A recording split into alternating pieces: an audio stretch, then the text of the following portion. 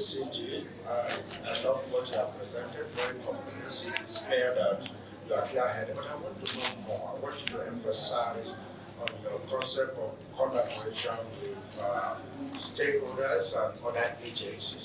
This is because I know that most agencies in this country, we live in our own homes. Everybody just want to do what is doing. They don't go out to see what are the opportunities out there, how other people can help you, how working with other people make your job easier. So I want to know deeply what are your philosophical and operational bases of why you think collaborating with stakeholders and other agencies is very important for you to deliver your job very, very well. Why? How? I really need to see that on. Okay. Thank you so very much, my distinct. I have about 2 questions for your son. For my son, who is making us proud, he will make us proud by the grace of God. Amen. You have been the man of the system for long. Anybody who studies this will know in and out of this. Now that you are aspiring to be at the end of affairs, how we call them prison, now correction. How will the officers who look so wretched outside and their salaries are bad and they are correcting people inside incarceration, how will their life change for better? All those are the questions I've been asking you for long. Now you are going to be there by the grace of God and the power of God.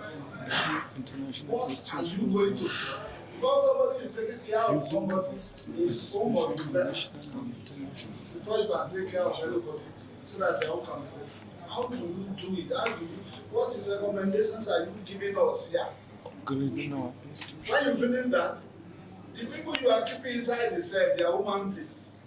Whether they are going to kill them tomorrow or they are going to die there, they must feed very well. The welfare and the life of the life of those people you are keeping. Then your structure. Your structure is the back. Structural upgrade. So people we are not going to be you see a more house where you keep human beings.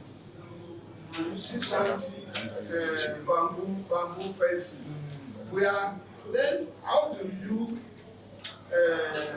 governance your power with the effort of the Senate? I don't know if the president would want to improve the structure for the pump centers for your department, for your agency. How will you prevent all these jailbreaks? How will you train those people inside incarceration so that at least nobody, they will not come back again and another capture. Maybe others will ask you questions. Like your brilliance, your presentation is impeccable. Thank you, sir. You are a fit material for the job. Because for me, I would say yes. Honestly. Okay.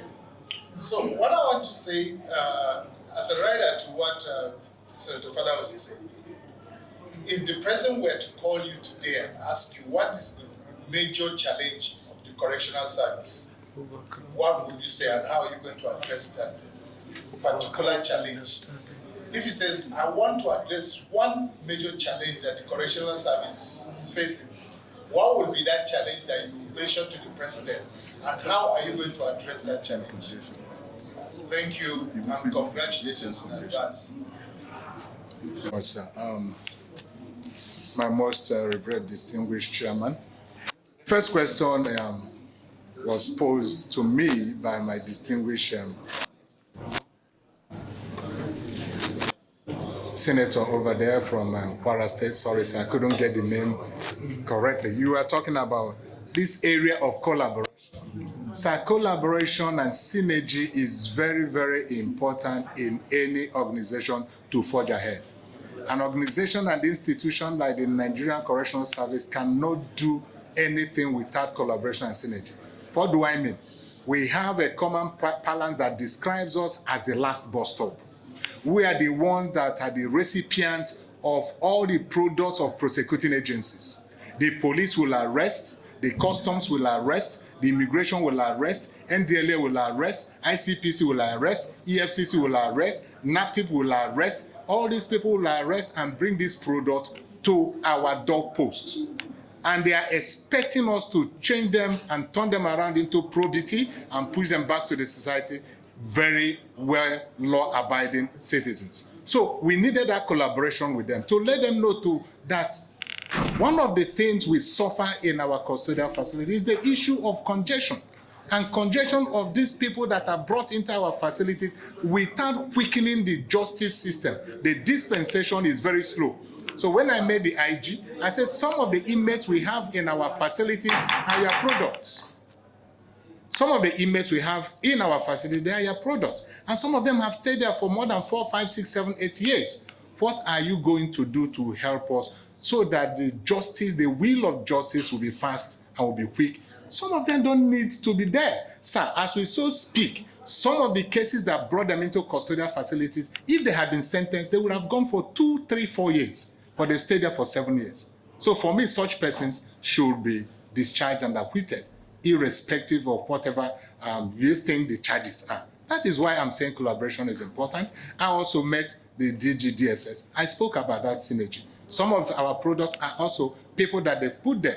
The Attorney General, I also told him that, sir, some of them are awaiting DPP advice. And DPP advice is that somebody who put there, seen a die. He's just kept there until the Director of Public Prosecution advises on his case file. So if we don't reach out to these agencies that bring products, our people will continue to languish in jail. Thank you so very much, sir.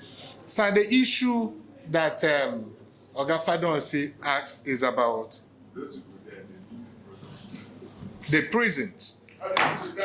Now I said distinguished Senator Fadonsi. No, sir.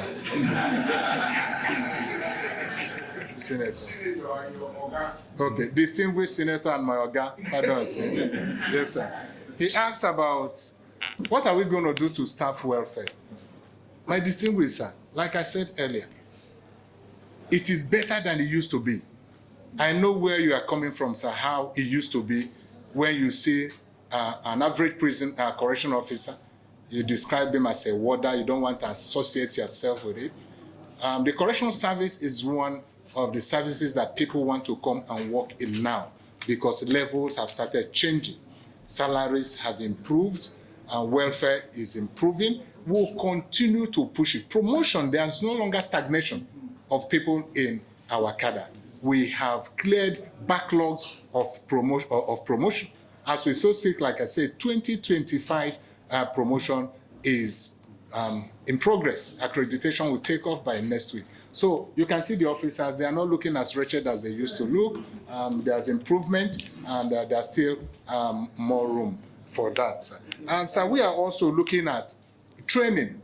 Is about the mind. If we can change their mentality, a man is a product of what he thinks. By the time we continue to change their mentality that more or less this is also a social service, a service to humanity. So whatever government is paying you is incumbent on you to give back to the society. So we are working on that, and I promise you in not too distant future, you will see that the correct average correctional officer will work with his head held high and with pride.